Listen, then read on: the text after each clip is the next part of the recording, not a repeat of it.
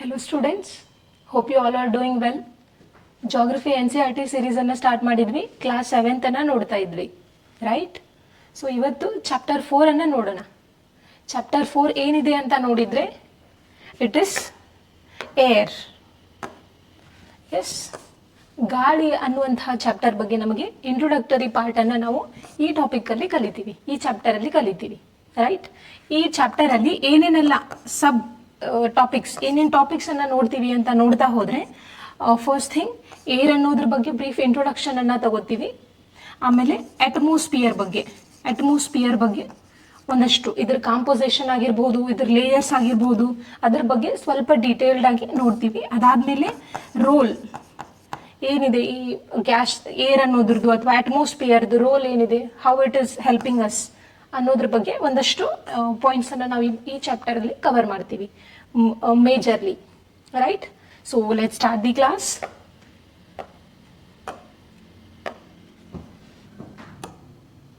Yeah, first thing is what is atmosphere. ಗಾಳಿ ಅಂತ ನೋಡ್ತಾ ಹೋದ್ರೆ ನಾವು ಗಾಳಿ ಅಂತ ನೋಡಿದ್ರೆ ನಮಗೆ ಅದು ವಾತಾವರಣದಲ್ಲಿ ಸಿಗುವಂತಹ ಒಂದು ಅನಿಲದ ರಾಶಿ, ಹೌದಾ? So suppose this is the earth ಅನ್ನ ಈ ತರ ಬ್ಲಾಂಕೆಟ್ ತರ ಕವರ್ ಮಾಡಿರುವಂಥ ಒಂದು ಅನಿಲದ ರಾಶಿ. ಎಸ್, ಅದಕ್ಕೆ ನಾವೇನಂತ ಕರಿತೀವಿ? ಅಟ್ಮಾಸ್ಫಿಯರ್ ಅಂತ ಕರಿತೀವಿ, right? So it is the blanket, a huge blanket of air surrounding the earth. Isn't it surrounding the earth? Yes? Yeah. And the great thing is, ಇದು ಲೇಯರ್ ಇದೆ ಅಲ್ವಾ, ಇದು ಒಂಥರ ನಮಗೆ ಪ್ರೊಟೆಕ್ಟಿವ್ ಲೇಯರ್ ಆಗಿ ಆಕ್ಟ್ ಆಗ್ತಿದೆ. ಸೂರ್ಯನಿಂದ ಬರುವಂತಹ ರೇಡಿಯೇಷನ್ಸ್ ನಮಗೆ ಡೈರೆಕ್ಟ್ ಆಗಿ ಹಿಟ್ ಆಗದೆ ಇರೋ ತರ ನಮ್ಮನ್ನ ಈ ಹಾರ್ಮ್ಫುಲ್ ರೇಡಿಯೇಷನ್ ಇಂದನೂ ಕೂಡ ನಮ್ಮ ಅರ್ತ್ ಅನ್ನ ಇದು ಪ್ರೊಟೆಕ್ಟ್ ಮಾಡ್ತಿದೆ. Yes, this is what the atmosphere is. Yes, so ಈ ಥರ ಪ್ರೊಟೆಕ್ಟ್ ಮಾಡ್ತಿರೋದ್ರಿಂದಾನೇ ನಮ್ಮ ಬಹಳಷ್ಟು ಜೀವಿಗಳಿಲ್ಲಿ ಬದುಕೋದಕ್ಕೆ ಸಾಧ್ಯ ಆಗ್ತಿದೆ, right? So this is the brief introduction. ಆಮೇಲೆ ಇಂಪಾರ್ಟೆನ್ಸ್ ಅಂತ ನೋಡ್ತಾ ಬಂದಾಗ, ಒಬ್ವಿಯಸ್ಲಿ ಇದ್ರದ್ದು ನಮಗೆ ಈ ಬ್ಲಾಂಕೆಟ್ ಥರ ಇರ್ಲಿಲ್ಲ ಅಂತಂದ್ರೆ ರೇಡಿಯೇಷನ್ಸ್ ಎಲ್ಲ ಡೈರೆಕ್ಟ್ ಬಂದು ಹಿಟ್ ಆಗ್ತಿತ್ತು. ಒಬ್ವಿಯಸ್ಲಿ ನಮಗೆ ಜೀವಿಗಳ ಅದರ ಆರೋಗ್ಯದ ಮೇಲೆ ಬಹಳಷ್ಟು ಹಾರ್ಮ್ಫುಲ್ ಎಫೆಕ್ಟ್ ಅನ್ನು ಮಾಡ್ತಿತ್ತು. So this blanket it is like a base for a life. Another thing is, ಈ ಬ್ಲಾಂಕೆಟ್ ಕವರ್ ಇರೋದ್ರಿಂದಾನೇ ಈ ತರ ರೇಡಿಯೇಷನ್ಸ್ ಬರ್ತಿರುತ್ತೆ ಅಲ್ವಾ, ಬರ್ತಿರುವಂತಹ ರೇಡಿಯೇಷನ್ಸು ಅಗೇನ್ ಬಿದ್ದುಬಿಟ್ಟು ಮತ್ತೆ ಕಂಪ್ಲೀಟ್ ಆಗಿ ರಿಫ್ಲೆಕ್ಟ್ ಆಗಿ ಹೋಗ್ತಿದ್ರೆ ಅರ್ಥದ ಟೆಂಪರೇಚರು ಈಗಿರುವಷ್ಟಿರೋಕೆ ಸಾಧ್ಯ ಆಗ್ತಿರ್ಲಿಲ್ಲ. ಮೀನ್ಸ್ ಅರ್ಥದ ಟೆಂಪರೇಚರ್ ಬಹಳ ಕಡಿಮೆ ಇರ್ತಿತ್ತು. ಈ ತರ ಅಟ್ಮಾಸ್ಫಿಯರ್, ಅದರ ಸುತ್ತಲೂ ಈ ಗ್ಯಾಶಿಯಸ್ ಪಾರ್ಟಿಕಲ್ಸ್ ಇರೋದ್ರಿಂದ ಅವು ಹೀಟ್ ಅನ್ನ ಹೋಲ್ಡ್ ಮಾಡುವಂತಹ ಕೆಪಾಸಿಟಿ ಇರ್ತದೆ, ರೈಟ್? ಸೊ ಅದಕ್ಕಾಗಿ ಈ ಅರ್ಥದ ಟೆಂಪರೇಚರ್ ಅನ್ನ ಮೇಂಟೈನ್ ಮಾಡುವಲ್ಲಿ ಕೂಡ ಈ ಅಟ್ಮಾಸ್ಫಿಯರ್ ರೋಲು ಬಹಳ ಇದೆ, right? So these are the some points. Obviously ನಮ್ಮ ಜೀವಿಗಳ ಬದುಕಲಿಕ್ಕೆ ಬೇಕಾಗುವಂತಹ ಅನಿಲಗಳು ಕೂಡ ನಮ್ಗೆ ಇದರಲ್ಲಿ ಸಿಗ್ತವೆ, like oxygen, nitrogen, that will see further. Next ನಾವಿಲ್ಲಿ ಅವನ್ನೇ ನೋಡ್ತಿದ್ದೀವಿ. Next is layers of the atmosphere based on its composition ಅಂತ ನೋಡಿದಾಗ, ಕಾಂಪೋಸಿಷನ್ ಬೇಸ್ಡ್ ಮೇಲೆ ಅಟ್ಮಾಸ್ಫಿಯರ್ ಅಲ್ಲಿ ಯಾವ್ಯಾವ ಲೇಯರ್ ಇದೆ ಅಂತ ನೋಡಿದಾಗ ನಮಗೆ ಮೇಜರ್ ಆಗಿ 2 ಸಿಗುತ್ತೆ. One is homosphere, one more is heterosphere, right? So homosphere ಇದು ನಮಗೆ lower atmosphere up to 90 to 100 kilometre, where the proportion of homogeneous, I mean ಬಹಳಷ್ಟು ಹೋಮೋಜಿನಸ್ ಇನ್ ದ ಸೆನ್ಸ್ ಒಂದೇ ತರ ಇರುವಂತಹ gaseous particles like oxygen and nitrogen ಮತ್ತೆ oxygen component majorly dominate ಮಾಡುವಂತಹ sphere is ಹೋಮೋಸ್ಫಿಯರ್.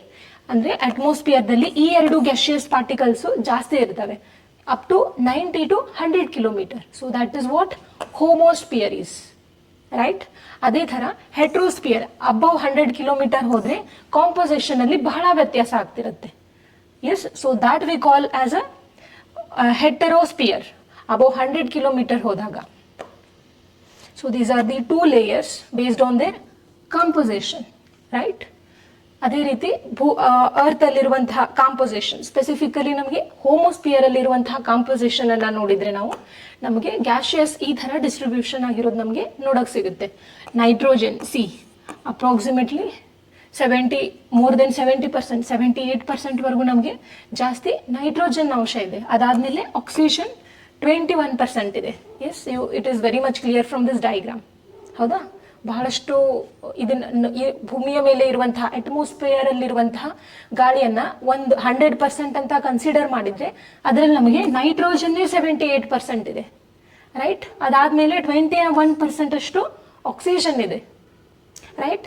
ಅದಾದ್ಮೇಲೆ ಮಿಕ್ಕುಳಿದಂತಹ 1% ಅಲ್ಲಿ ಉಳಿದಿರುವಂತಹ ಎಲ್ಲ ಅನಿಲಗಳು ಬರ್ತವೆ, like carbon dioxide, argon, water vapour ಆಗಿರ್ಬೋದು. ಇವೆಲ್ಲ ಗ್ಯಾಸಸ್ ಕೂಡ ನಮಗೆ ಹಾರ್ಡ್ಲಿ 1% ಮಾತ್ರ ಇರೋದು. But these two are the major components of the homosphere. Right? Exam ಅಲ್ಲಿ ಏನ್ ಕೇಳಿದ್ದಾರೆ ಅಂದ್ರೆ ಥರ್ಡ್ ಹೈಯೆಸ್ಟ್ ಇರುವಂತಹ ಕಾಂಪೋನೆಂಟ್ ಯಾವುದು ಅಂತ ಕೇಳಿದ್ರು. So this is asked in your exam. So have a look at it. Argon ಅದು. ಆಮೇಲೆ ಕಾರ್ಬನ್ ಡೈಆಕ್ಸೈಡ್ ಇದೆ. ಅದೇ ಥರ ಮಿಕ್ಕುಳಿದಂತಹ ಗ್ಯಾಸಸ್ಗಳು ಕೂಡ ಇದಾವೆ, like sulphur dioxide, nitrogen oxides etcetera. Right? So this is the composition of the atmosphere. Atmosphere ಅಲ್ಲಿರುವಂತಹ ಗಾಳಿ ಯಾವ್ಯಾವ ಥರ ಡಿಸ್ಟ್ರಿಬ್ಯೂಟ್ ಆಗಿದೆ ಅಂತ ನೋಡ್ತಾ ಹೋದ್ರೆ, ಅದೇ ರೀತಿ ನಾವು ಈ ಅನಿಲಗಳಿಂದ ಗ್ಯಾಸಸ್ಗಳಿಂದ ನಮ್ಗೆ ಏನು ಉಪಯೋಗ ಅಂತ ನೋಡ್ತಾ ಹೋದ್ರೆ, ಫಸ್ಟ್ ಥಿಂಗ್ ಇಸ್ ಒಂದಷ್ಟು ಗ್ಯಾಸಸ್ ಅನ್ನ ಲಿಸ್ಟ್ ಔಟ್ ನೋಡ್ತಾ ಹೋದ್ರೆ ನೈಟ್ರೋಜನ್ ನಮ್ಗೆ ಸಸ್ಯಗಳಿಗೆ ಬಹಳ ಹೆಲ್ಪ್ ಆಗುತ್ತೆ. ನೈಟ್ರೋಜನ್ ಫಿಕ್ಸಿಂಗ್ ಬ್ಯಾಕ್ಟೀರಿಯಾಸ್ ಅಂತ ಬರ್ತವೆ. ಎಸ್, ಆ ಬ್ಯಾಕ್ಟೀರಿಯಾಗಳಿಂದ ಒಂದಷ್ಟು ಸಸ್ಯಗಳು ಅದರ ಸಾಯಿಲ್ ಬ್ಯಾಕ್ಟೀರಿಯಾ ಅಂತಾನೆ ಕರಿತೀವಿ. ಸೊ ಅವುಗಳ ಬೆಳವಣಿಗೆಯಲ್ಲಿ ಬಹಳ ಪ್ರಮುಖ ಪಾತ್ರ ವಹಿಸುವಂತಹ ಅಂಥದ್ದು ಯಾವುದು? ನೈಟ್ರೋಜನ್. ರೈಟ್? ಇದು 78% ಅಷ್ಟು ನಮಗೆ ಸಿಗುತ್ತೆ, ಇನ್ಫ್ಯಾಕ್ಟ್ ಮ್ಯಾಕ್ಸಿಮಮ್. ರೈಟ್? ಅದಾದ್ಮೇಲೆ ಆಕ್ಸಿಜನ್. ಆಬ್ವಿಯಸ್ಲಿ ನಾವೆಲ್ಲರೂ ಉಸಿರಾಡೋಕ್ಕೆ ಯೂಸ್ ಮಾಡುವಂಥ ಎಲ್ಲ ಜೀವಿಗಳು ಉಸಿರಾಡೋದಕ್ಕೆ ಯೂಸ್ ಮಾಡುವಂಥ ಅನಿಲ ಗ್ಯಾಸ್ ಯಾವುದು ಅಂತಂದ್ರೆ it is oxygen. Not just human, ಪ್ಲಾಂಟ್ಸ್ಗಳು ಕೂಡ ಉಸಿರಾಡ್ಲಿಕ್ಕೆ ಆಕ್ಸಿಜನ್ ಅನ್ನೇ ಬಳಸ್ತವೆ. ಫೋಟೋಸಿಂಥೆಸಿಸ್ ಥ್ರೂ ಆಕ್ಸಿಜನ್ ಅನ್ನ ರಿಲೀಸ್ ಮಾಡಿರ್ತವೆ. ರೈಟ್? ಆ ರಿಲೀಸ್ ಆಗಿರುವಂತಹ ಆಕ್ಸಿಜನ್ ಅನ್ನ ನಮಗೆ ಉಸಿರಾಡ್ಲಿಕ್ಕೆ, ಅನಿಮಲ್ಸ್ಗಳಿಗೆ ಉಸಿರಾಡ್ಲಿಕ್ಕೆ ಬಹಳ ಹೆಲ್ಪ್ ಆಗಿದೆ. ರೈಟ್? ಇದಾದ್ಮೇಲೆ ನಮಗೆ ಕಾರ್ಬನ್ ಡೈಆಕ್ಸೈಡ್ ನಮಗೆ ಹೇಳಿದಾಗೆ ಫೋಟೋಸಿಂಥೆಸಿಸ್ಗೆ ನಮಗೆ ಬಹಳ ಹೆಲ್ಪ್ ಆಗುತ್ತೆ. ಸಸ್ಯಗಳು ಫೋಟೋಸಿಂಥೆಸಿಸ್ ಮಾಡಲಿಕ್ಕೆ ಸೂರ್ಯನ ಬೆಳಕು ಜೊತೆಗೆ ಕಾರ್ಬನ್ ಡೈಆಕ್ಸೈಡ್. ಎಸ್, ಸೊ ಇದನ್ನ ಯೂಸ್ ಮಾಡ್ತಿರ್ತವೆ. So these are the some of the gases and their uses. Again next is atmosphere layer ಅಂತ ನೋಡಿದಾಗ, ಸ್ಟ್ರಕ್ಚರ್ ಅಂತ ನೋಡಿದಾಗ, ಭೂಮಿಯಿಂದ ಯಾವ್ಯಾವ ಲೇಯರ್ ಇದಾವೆ, ಯಾವ ಥರ ಸ್ಟ್ರಕ್ಚರ್ ಇದೆ ಅಂತ ನೋಡ್ತಾ ಹೋದ್ರೆ, this we have already seen in our previous class. Yes, ಭೂಮಿಯಿಂದ ಫಸ್ಟಿಗೆ ಭೂಮಿಗೆ ಹತ್ರ ಇರುವಂತಹ ಸ್ಪಿಯರ್ ನಮಗೆ troposphere. Look at the height, 0 to 18 kilometre ವರೆಗೂ ಸಿಗುತ್ತೆ. Yes, some time 12 to 18 kilometre, approximately 13 kilometre ಅಂತಾನು ಹೇಳ್ತೀವಿ. Average 13 kilometre. ರೈಟ್? ಅದೇ ರೀತಿ ನಮಗೆ ಸ್ಟ್ರಾಟೋಸ್ಪಿಯರ್ 11 to 50 ಕಿಲೋಮೀಟರ್ ವರೆಗೂ ಸಿಗುತ್ತೆ. ಐ ಮೀನ್ ಭೂಮಿಯಿಂದ ಹೋದಾಗ ಅಪ್ ಟು 18 ಕಿಲೋಮೀಟರ್ ವರೆಗೂ ನಮಗೆ ಟ್ರೋಪೋಸ್ಪಿಯರ್ ಸಿಗುತ್ತೆ. 18 ಕಿಲೋಮೀಟರ್ ಆದ್ಮೇಲೆ ನಮಗೆ ಸ್ಟ್ರಾಟೋಸ್ಪಿಯರ್ ಸ್ಟಾರ್ಟ್ ಆಗುತ್ತೆ. ರೈಟ್? ಅದಾದ್ಮೇಲೆ ನಮಗೆ 90 ಕಿಲೋಮೀಟರ್ ವರೆಗೂ ನಮಗೆ ಮಿಸೋಸ್ಪಿಯರ್ ಸಿಗ್ತಿರುತ್ತೆ. ಅದಾದ್ಮೇಲೆ ಅಪ್ ಟು ಈ ರೇಂಜ್ ವರೆಗೂ 90 to 1800 ಕಿಲೋಮೀಟರ್ ವರೆಗೂ ನಮಗೆ ಥರ್ಮೋಸ್ಪಿಯರ್ ಸಿಗುತ್ತೆ. ರೈಟ್? ಅದೇ ರೀತಿ 800 ಕಿಲೋಮೀಟರ್ ಇಂದ ಅಪ್ ಟು 3000 ಕಿಲೋಮೀಟರ್ ವರೆಗೂ ನಮಗೆ ಎಕ್ಸೋಸ್ಪಿಯರ್ ಎಕ್ಸಿಸ್ಟ್ ಇದೆ. Right? This is how the height is from the earth. ಹೌದಾ? ಭೂಮಿಯಿಂದ ಎತ್ತರ ಹೋದಾಗೆ ಅದರ ಕಾಂಪೋಸಿಷನ್ ಅಲ್ಲಿ ವೇರಿಯೇಷನ್ಸ್ ಆಗ್ತಾ ಹೋಗ್ತಿರುತ್ತೆ. ರೈಟ್? ಅದು ನಮಗೆ ಒಂದು ಇಂಪಾರ್ಟೆಂಟ್, ಒಂದು ಯುನೀಕ್ ಆಗಿರುವಂತಹ ಸ್ಟ್ರಕ್ಚರ್ ಅನ್ನ ಕೊಟ್ಟಿದೆ. So that is how it is. S,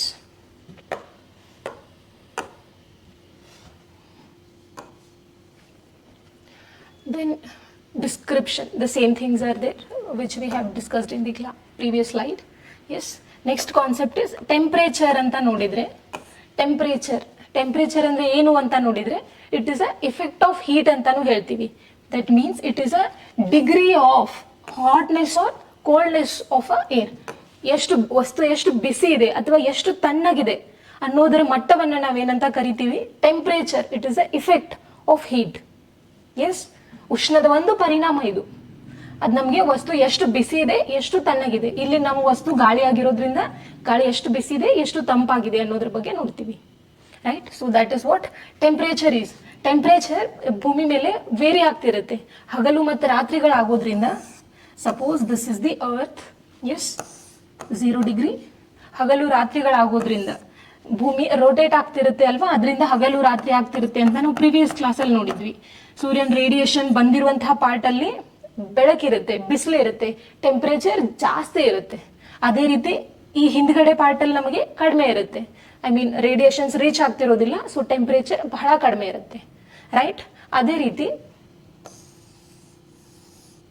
ಈಕ್ವೇಟೋರ್ ಇಂದ ಪೋಲಾರ್ ರೀಜನ್ ಕಡೆಗೆ ಹೋದ ಹಾಗೆ, ಬೋತ್ ನಾರ್ತ್ ಮತ್ತೆ ಸೌತ್.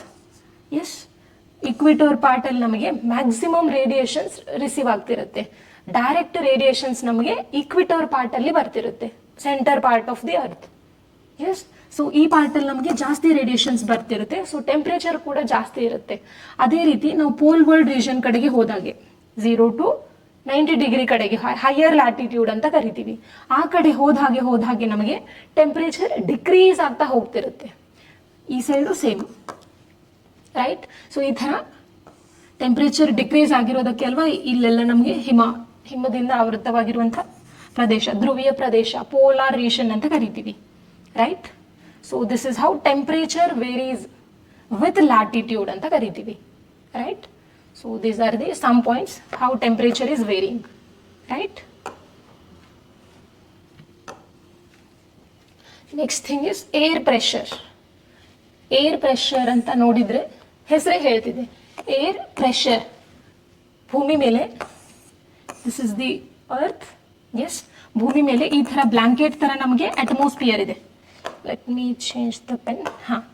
ಈ ತರ, ಎಸ್, ಈ ತರ ಬ್ಲಾಂಕೆಟ್ ತರ ನಮ್ಗೇನಿದೆ, ಅಟ್ಮಾಸ್ಫಿಯರ್ ಕವರ್ ಆಗಿದೆ. ರೈಟ್? ಸೊ ಈ ಅಟ್ಮಾಸ್ಫಿಯರ್ ಇಲ್ಲಿ ಇರೋದ್ರಿಂದ I mean here there are some particles, some gaseous particles. Right? So ಈ gaseous particles ಇರೋದ್ರಿಂದ certain amount of pressure exert ಆಗ್ತಿರುತ್ತೆ ಭೂಮಿ ಮೇಲೆ. Yes, that is what air pressure. Pressure exerted by the air's weight on the surface of earth. Yes, I hope it is clear. ಈ ಗಾಳಿ, ಇಲ್ಲ ಅನಿಲದ ರಾಶಿ ಇರೋದ್ರಿಂದ, ಈ ಗ್ಯಾಸಿಯಸ್ ಪಾರ್ಟಿಕಲ್ಸ್ ಇರೋದ್ರಿಂದ ಇವು ನಮಗೆ ಅರ್ತ್ ಮೇಲೆ ಒಂದಷ್ಟು ಪ್ರೆಷರ್ ಅನ್ನ ಅಪ್ಲೈ ಮಾಡ್ತಿರುತ್ತೆ. So that is what air pressure. Yes, so ಈ ಏರ್ ಪ್ರೆಷರ್ ಅಂತ ನೋಡ್ತಾ ಹೋದ್ರೆ ನಮಗೆ ಈ ಪ್ರೆಷರ್ ಅನ್ನೋ ಕಾನ್ಸೆಪ್ಟ್ ಬಂದಾಗ, let me tell you one more thing. So pressure ಅಂತ ನೋಡಿದ್ರೆ, ಪ್ರೆಷರ್ ಅನ್ನ ನಾವು ಹೈ ಅಂಡ್ ಲೋ ಅಂತ ಹೇಳ್ತಿದ್ದೀವಿ. High pressure, low pressure. ನಾವು ಜಾಗ್ರಫಿಯಲ್ಲಿ ಇವೆರಡು ಟರ್ಮ್ಸ್ ಅನ್ನ ಬಹಳಷ್ಟು ಸರ್ತಿ ಯೂಸ್ ಮಾಡ್ತೀವಿ. So that is why let me tell you one important thing. ಇದು ಹೈ ಪ್ರೆಷರ್ ಅಂತ ಹೇಳ್ತಿದೀವಲ್ವಾ, so it is high compare to this pressure. Yes, ಇಲ್ಲಿರುವಂತಹ ಪ್ರೆಷರ್ಗೆ ಕಂಪೇರ್ ಮಾಡಿದ್ರೆ ಇದು ಹೈ ಇದೆ ಪ್ರೆಷರ್. ಇದು ಲೋ ಪ್ರೆಷರ್ ಅಂತ ಹೇಳ್ತಿದೀವಲ್ವಾ, this is low pressure. This is low compare to this pressure. Yes, it is high, it doesn't mean that it is the highest. ಅದಾಗ್ತಿದೆ ಅಲ್ವಾ? ಅದೇ ರೀತಿ this is low, it doesn't mean that this is the lowest. These two are relative terms. Yes, relative ಆಗಿ ಹೇಳ್ತಿದೀವಿ. This is high compare to this, compare to this, this is high. Low compare to this. Yes, ನಮಗೆ wind direction ಯಾವಾಗಲೂ ಹೆಂಗಿರುತ್ತೆ ಅಂತಂದ್ರೆ high to low ಇರುತ್ತೆ. High pressure ಇಂದ low pressure ಕಡೆಗೆ wind move ಆಗ್ತಿರುತ್ತೆ. Let me rub this, let me draw it again. Yeah, high pressure, low pressure ಅಂತ ನೋಡಿದ್ರೆ, high pressure to high pressure ಇಂದ ಲೋ ಪ್ರೆಷರ್ ಕಡೆಗೆ. ಎಸ್, ಈ ತರ ಲೋ ಪ್ರೆಷರ್ ಕಡೆಗೆ ನಮಗೆ ಏರ್ ಮೂವ್ ಆಗ್ತಿರುತ್ತೆ, ವಿಂಡ್ ಹೋಗ್ತಿರುತ್ತೆ. Right? So this is how direction is high to low. High pressure ಇದ್ದಾಗ ನಮಗೆ ಕ್ಲಿಯರ್ ಸ್ಕೈ ನೋಡೋಕೆ ಸಿಗುತ್ತೆ. ಎಲ್ಲಿ ಹೈ ಪ್ರೆಷರ್ ಸೆಂಟರ್ ಇರುತ್ತೆ ಅಲ್ಲ ಅರ್ತ್ ಅಲ್ಲಿ, ಸೊ ಅದರ ಮೇಲ್ಗಡೆ ನಮಗೆ ಅಪರ್ ಅಟ್ಮಾಸ್ಫಿಯರ್ ಅಲ್ಲಿ ಸ್ಕೈ ಕ್ಲಿಯರ್ ಇರುತ್ತೆ. ಬಟ್ ಎಲ್ಲಿ ಲೋ ಪ್ರೆಷರ್ ಇರುತ್ತೆ ಅಲ್ವಾ, ಅಲ್ಲಿ ಈ ತರ ನಮಗೆ ಕ್ಲೌಡ್ಸ್ ಎಲ್ಲ ಸಿಗುತ್ತೆ. ರೈಟ್? ಸೊ ಮಳೆ ಬರುವಾಗ ಯಾವ ಕೈಂಡ್ ಆಫ್ ಪ್ರೆಷರ್ ಇರುತ್ತೆ ಅಂತ ಕಾಮೆಂಟ್ ಸೆಕ್ಷನಲ್ಲಿ ಬರೀರಿ, right. So this will tell you, right.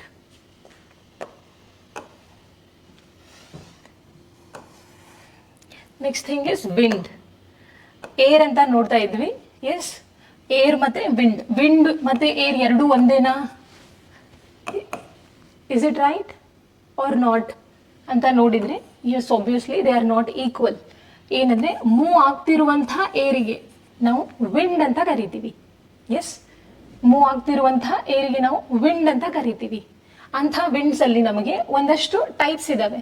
One is permanent wind, ಅಂದ್ರೆ ಏರ್ ಯಾವ ಥರ ಮೂವ್ ಆಗ್ತಿದೆ, ಮೂವ್ ಆಗ್ತಿರುವಂತಹ ಏರಿಗೆ ನಾವು ವಿಂಡ್ ಅಂತ ಕರಿತಿದ್ದೀವಿ. ಸೊ ಮೂವ್ ಆಗೋದ್ರಲ್ಲಿ ಪರ್ಮನೆಂಟ್ ಆಗಿ ಮೂವ್ ಆಗ್ತಿರುವಂತಹ ಏರ್ ಇದೆ, ವಿಂಡ್ಸ್ ಇದಾವೆ, ರೈಟ್.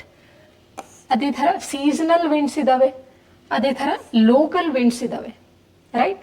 ಸೊ ಪರ್ಮನೆಂಟ್ ವಿಂಡ್ಸ್ ಅಂತ ನೋಡಿದ್ರೆ again, this is the earth. 0 ಡಿಗ್ರಿಯಿಂದ ನೋಡಿದಾಗ ನಾವು ಒಂದಷ್ಟು ಬೆಲ್ಟ್ಸ್ ಅಂತ, will study this in detail in the higher classes.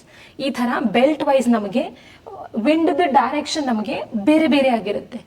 ಆ ಡೈರೆಕ್ಷನ್ನು, ಆ ವಿಂಡ್ಸ್ ಏನಂದ್ರೆ ಹೋಲ್ ಥ್ರೂಔಟ್ ದ ಇಯರ್ ಇರ್ತವೆ.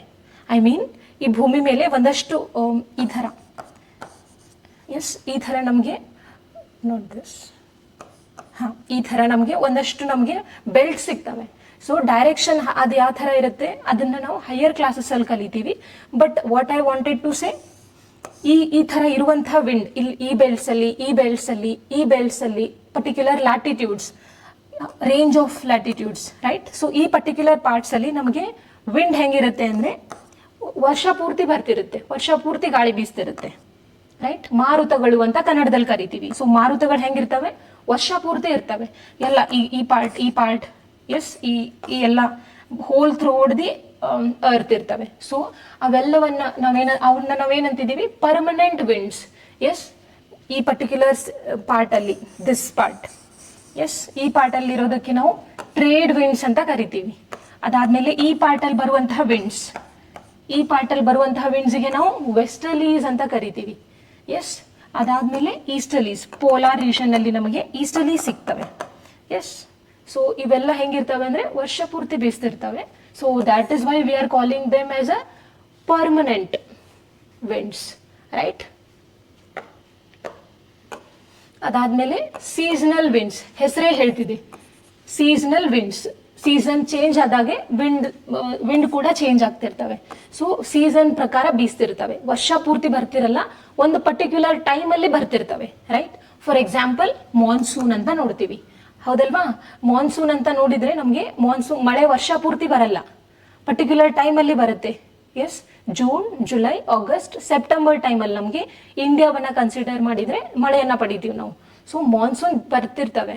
So monsoon in the sense they are coming seasonally, not whole throughout the year. Yes, so they are what, they changes direction seasonally, means wind the direction badlagtirutte. So that is why we are saying they are coming seasonally. Yes, so example is monsoon. Local winds ಅಂದ್ರೆ high pressure low pressure ಅಂತ ನೋಡಿದ್ವಿ ಅಲ್ವಾ. high pressure low pressure difference ಇರೋದ್ರಿಂದ, S, ಈ ರೀತಿ pressure difference ಇರೋದ್ರಿಂದ ಇದರ ಅರ್ಥ ಟೆಂಪರೇಚರ್ ಡಿಫರೆನ್ಸ್ ಕೂಡ ಇದೆ ಅಂತ ಅರ್ಥ ಕೊಡುತ್ತೆ. ಎಸ್, ಟೆಂಪರೇಚರ್ ಡಿಫರೆನ್ಸ್ ಕೂಡ ಇರುತ್ತೆ. ಎಲ್ಲಿ ನಮಗೆ ಫಾರ್ ಎಕ್ಸಾಂಪಲ್ ಟೆಂಪರೇಚರ್ ಮತ್ತೆ ಪ್ರೆಷರ್ ನಮಗೆ ಇನ್ವರ್ಸ್ ರಿಲೇಷನ್ ಅಲ್ಲಿ ಇರ್ತವೆ. ಎಲ್ಲಿ ನಮಗೆ ಹೈ ಟೆಂಪರೇಚರ್ ಇರುತ್ತೆ ಅಲ್ವಾ, ಅಲ್ಲಿ ನಮಗೆ ಕಡಿಮೆ ಪ್ರೆಷರ್ ಇರುತ್ತೆ. Yes, so vice versa, right. So this is not just pressure, this is also temperature. Yes, so ಈ ತರ ಟೆಂಪರೇಚರ್ ಮತ್ತೆ ಪ್ರೆಷರ್ ವೇರಿಯೇಷನ್ ಇಂದ ಒಂದಷ್ಟು ಶಾರ್ಟ್ ಪೀರಿಯಡ್ ವರೆಗೂ ಅಲ್ಲಲ್ಲಿ ನಮಗೆ ವಿಂಡ್ಸ್ ಬೀಸ್ತಿರ್ತವೆ. ಸೊ ಅವುಗಳಿಗೆ ನಾವು ಲೋಕಲ್ ವಿಂಡ್ಸ್ ಅಂತ ಕರಿತೀವಿ, ರೈಟ್. ಫಾರ್ ಎಕ್ಸಾಂಪಲ್ ನಮಗೆ ಇಲ್ಲಿ ಒಂದು ವಾಟರ್ ಬಾಡಿ ಇದೆ, ಸಪೋಸ್ ದಿಸ್ ಇಸ್ ವಾಟರ್. ಆಮೇಲೆ ಇಲ್ಲಿ ನಮಗೆ ಲ್ಯಾಂಡ್ ಇದೆ, land and water, right. So land heat ಆಗೋದು ಸೂರ್ಯನ ರೇಡಿಯೇಷನ್ಸ್ ಬಂದಾಗ ವಾಟರ್ ಮೇಲೂ ಬರುತ್ತೆ, ಲ್ಯಾಂಡ್ ಮೇಲೂ ಬರುತ್ತೆ. ಸೊ ಹೀಟ್ ಆಗೋದ್ರಲ್ಲಿ ವ್ಯತ್ಯಾಸ ಇರುತ್ತೆ. ಸೊ ಟೆಂಪರೇಚರ್ ಅಲ್ಲಿ ವ್ಯತ್ಯಾಸ ಆದಾಗ ನಮಗೆ ಪ್ರೆಷರ್ ಅಲ್ಲೂ ಕೂಡ ವ್ಯತ್ಯಾಸ ಆಗ್ತಿರುತ್ತೆ. So that winds are blowing from high to low. Yes, so those again ಈ ಕಾನ್ಸೆಪ್ಟ್ಸ್ ಇನ್ನು ಜಾಸ್ತಿ ಬರ್ತಿರ್ತವೆ, will see later. But just we need to know temperature difference ಮತ್ತೆ ಪ್ರೆಷರ್ ಡಿಫ್ರೆನ್ಸ್ ಆಗ್ತಿರೋದ್ರಿಂದ ವಿಂಡ್ಸ್ ನಮಗೆ ಬರ್ತಿರ್ತವೆ. Winds are moving from high to low, right? Yeah, ಇದಾದ್ಮೇಲೆ humidity ಅಂತ ನೋಡ್ತೀವಿ. Humidity and rainfall. ಹ್ಯೂಮಿಡಿಟಿ ಅಂತ ನೋಡಿದ್ರೆ ನಮ್ಮ ಅಟ್ಮಾಸ್ಫಿಯರ್ ಅಲ್ಲಿ ಏರ್ ಪಾರ್ಟಿಕಲ್ಸ್ ಇರ್ತಾವಲ್ವಾ, ಸೊ ಅವು ಎಷ್ಟು ಮಾಯಿಶ್ಚರ್ ಅನ್ನ ಹೋಲ್ಡ್ ಮಾಡಿರ್ತವೆ ಅನ್ನೋದನ್ನ ಹ್ಯೂಮಿಡಿಟಿ ಅಂತ ಕರಿತೀವಿ. It is a moisture in air. Yes, moisture, air ಅಲ್ಲಿರುವಂತಹ ಮಾಯಿಶ್ಚರಿಗೆ ನಾವೇನಂತ ಕರಿತೀವಿ? ಹ್ಯೂಮಿಡಿಟಿ ಅಂತ ಕರಿತೀವಿ. ಎಸ್, ಸೊ ನೆಕ್ಸ್ಟ್ ಅಂದ್ರೆ ಇದರ ಅರ್ಥ ಇದು. ನೆಕ್ಸ್ಟ್ ನಮಗೆ ರೈನ್ಫಾಲ್ ಅಂತ ನೋಡಿದ್ರೆ ಮಳೆ ಅಂತ ಕರಿತೀವಲ್ವಾ, ಮಳೆ ಈ ತರ ಮಳೆ ಜಲಚಕ್ರ, will see that. But let's see what it is. Yes, ನಮಗೆ ಪ್ರಿಸಿಪಿಟೇಷನ್ ಅಂತ ಬರುತ್ತೆ. ಪ್ರಿಸಿಪಿಟೇಷನ್ ಅಲ್ಲಿ ರೈನ್ಫಾಲ್ ಕೂಡ ಒಂದು ತರದ precipitation. Yes, so when droplets become heavy, let me, water vapours ನಮಗೆ ಏನು ಅರ್ತ್ ಇರುತ್ತೆ, ಅರ್ತ್ ಮೇಲೆ ಜಲಚಕ್ರ ಕ್ರಿಯೆಯಿಂದ ನೀರು ಕಾಯ್ದು ಆವಿಯಾಗಿ ಮೋಡಗಳಾಗಿ ಮಳೆಯಾಗಿ ಡ್ರಾಪ್ಲೆಟ್ಸ್ ನಮಗೆ ಭೂಮಿಗೆ ಬರುತ್ತೆ. ಎಸ್, ಸೊ ಈ ಡ್ರಾಪ್ಲೆಟ್ಸ್ ಈ ತರ ಬರ್ತಿರೋದಕ್ಕೆ ನಾವೇನಂತ ಕರಿತಿದ್ದೀವಿ? ಮಳೆ ಅಂತ ಕರಿತಿದ್ದೀವಿ, ರೈಟ್? ಸೊ ಈ ತರ ಆಗ್ತಿರುವಂತಹ ಮಳೆಯನ್ನ ನೋಡಿದ್ರೆ ನಮಗೆ ಇಲ್ಲಿ ಆಗೋದ್ರ ಬೇಸ್ ಮೇಲೆ ನಮಗೆ 3 ಟೈಪ್ ಸಿಗ್ತವೆ. It is convectional rainfall, orographic rainfall and cyclonic rainfall. Convectional ಅಂತ ನೋಡ್ತಾ ಹೋದ್ರೆ ನಮಗೆ suppose this is the earth, consider this particular part. ಇಲ್ಲಿ ನಮಗೆ ಜಾಸ್ತಿ ರೇಡಿಯೇಷನ್ಸ್ ಬರ್ತಿರ್ತವೆ, ಜೊತೆಗೆ ಜಾಸ್ತಿ ಮಳೆನೂ ಆಗ್ತಿರುತ್ತೆ. ಮೀನ್ಸ್ ಒಂದಷ್ಟು ಲ್ಯಾಂಡು ರೇಡಿಯೇಷನ್ ಇಂದ ಹೀಟ್ ಆಗಿರುತ್ತೆ, ಜಾಸ್ತಿ ಹೀಟ್ ಆಗುತ್ತೆ. ಹೀಟ್ ಆಗಿ ಅಟ್ಮಾಸ್ಫಿಯರ್ದಲ್ಲಿರುವಂತಹ ಪಾರ್ಟಿಕಲ್ಸ್, ಏರ್ ಪಾರ್ಟಿಕಲ್ಸ್ ಏನಾಗುತ್ತೆ? ಹೀಟ್ ಆಗುತ್ತೆ. ಹೀಟ್ ಆಗಿ ರೈಸ್ ಆಗುತ್ತೆ. ಎಸ್, ರೈಸ್ ಆಗಿ ಒಂದು ಸರ್ಟನ್ ಪಾರ್ಟ್ ವರೆಗೂ ಹೋಗಿ ಕಂಡೆನ್ಸ್ ಆಗಿ ಕ್ಲೌಡ್ ಆಗಿ ಮಳೆಯನ್ನ ಸುರಿಸ್ತಿರ್ತವೆ.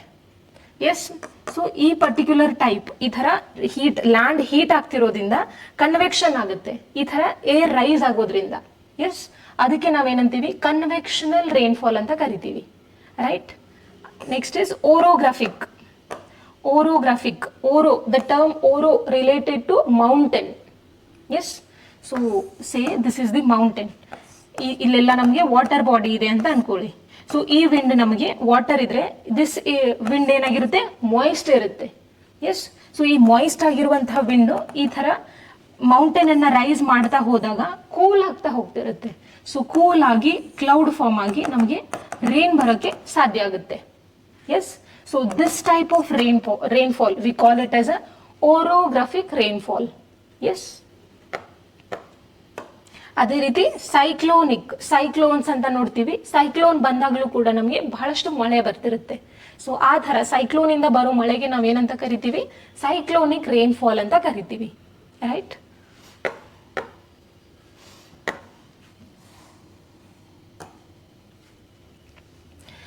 ಮಳೆಯಿಂದ ಏನು ಇಂಪಾರ್ಟೆನ್ಸ್ ಅಂತ ನೋಡಿದ್ರೆ ಒಬ್ವಿಯಸ್ಲಿ ನಮಗೆ ಇದೊಂದು ಸೋರ್ಸ್ ಆಫ್ ಫ್ರೆಶ್ ವಾಟರ್, ಹೌದಲ್ವಾ? ಫ್ರೆಶ್ ವಾಟರ್ನ ರಿಪ್ಲೆನಿಶ್ ಮಾಡ್ತಿರುತ್ತೆ. ಅದೇ ರೀತಿ ಪ್ಲಾಂಟ್ಸು ಮತ್ತೆ ಆನಿಮಲ್ಸು ಸರ್ವೈವಲ್ಗೆ ಇದು ಬಹಳಷ್ಟು ಹೆಲ್ಪ್ ಆಗಿದೆ, ರೈಟ್? ಮಳೆ ಕಡಿಮೆ ಆಗುವಂತಹ ಪ್ರದೇಶದಲ್ಲಿ ಏನಾಗುತ್ತೆ? ಬರಗಾಲ ಬಂದಿರುತ್ತೆ. ಎಸ್, ಹೆಚ್ಚಾದ್ರೆ ಏನಾಗುತ್ತೆ? ಫ್ಲಡ್ಸ್ ಬರುತ್ತೆ. Yes, so optimum rainfall is good for us, right?